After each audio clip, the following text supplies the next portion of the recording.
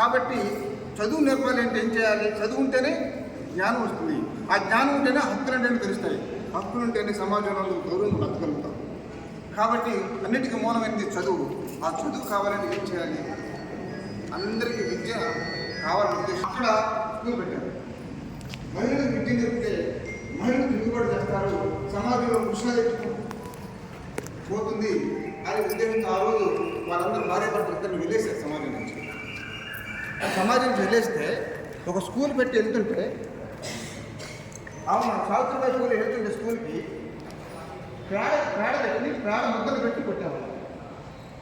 పేడ ముద్దలు పెట్టి కొడితే ఏమైనా చేసేదంటే ఒక చీర దాచుకొని ఒక చీర కట్టుకుని జ్యోతిష్ ధరించండి, మీ అందాన్ని రూపొందించుకోండి. అదే కదా.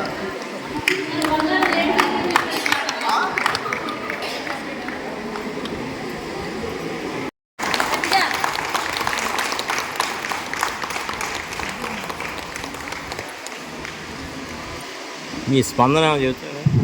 స్పందన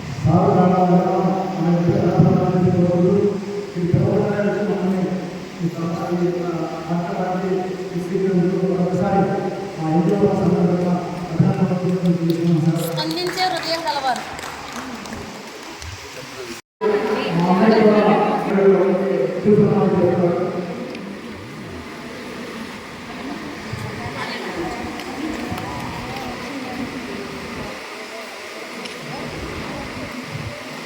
అందరికీ వేదికలు అలంకరించిన అందరికీ నమస్కారం.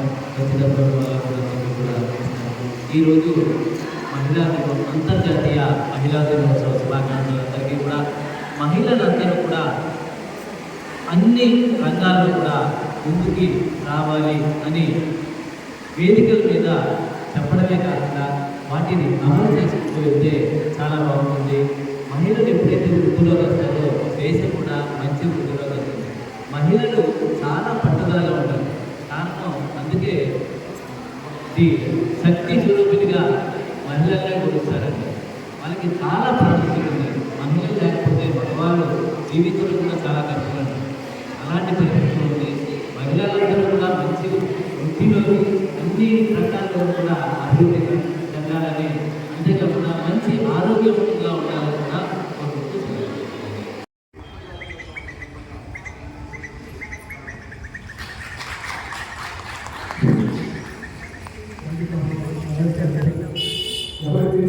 ముందుగా మహిళలందరికీ అంతర్జాతీయ మహిళా దినోత్సవ శుభాకాంక్షలు. అంతర్జాతీయ మహిళా దినోత్సవాన్ని పురస్కరించుకొని గత 3 రోజులుగా మా ఏపీఎన్జీఓ భవనం నందు ఆటల పోటీలు నిర్వహించడమైనది. అందులో విజేతలకు మరియు ఉమెన్స్ గురించి కూడా ఈరోజు బహిరంగ సభ నిర్వహించడమైంది. కాబట్టి మహిళలు ఈ రోజుల్లో అన్ని రంగాల్లో ముందున్నారు. వాళ్ళ అభివృద్ధికై మా ఏపీఎన్జీఓ సంఘం కూడా ఉండి మమ్మల్ని నడిపిస్తుంది. కాబట్టి మహిళా సాధికారత సాధిస్తామనే దిశగా అడుగులు వేస్తున్నామని తెలియజేస్తున్నాను. Thank you.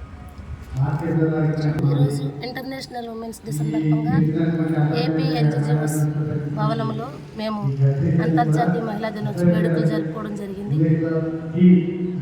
దీనికంటే ముందు 3 రోజుల నుంచి ఉమెన్స్కి ఎప్పుడు ఇంటిలో పని, ఆఫీస్లో పని అయిపోతుంది. కాబట్టి సంవత్సరానికి ఒకసారైనా రిలాక్సేషన్ కావాలని మేము కలెక్టర్ గారిని అడగడం వల్ల కలెక్టర్ గారు మాకు గేమ్స్ ఆడుకోవడానికి పర్మిషన్ ఇచ్చారు. సో ఎంప్లాయీస్ అందరూ కలిసి ఎన్టీజీఓలో గేమ్స్ కండక్ట్ చేశాము. దానిలో విన్ అయిన వాళ్ళకి మచిలీపట్నంలోని జంగాల జ్యువెలర్స్ షాప్ బహుమతులు బహుకరించారు. వాళ్ళు ఉదార స్వభావంతో మాకు అందించారు. సో వాళ్ళకు కూడా మేము ఎంతో హృదయపూర్వక వందనాలు తెలియజేస్తున్నాము. ఇలాంటి ప్రోగ్రామ్స్ ఎన్జీఓస్ భవనంలో ఇలాంటి కార్యక్రమాలు ఇంకెన్నో ముందు జరుగుతాయని విన్నవించుకుంటున్నాను. Thank you very much.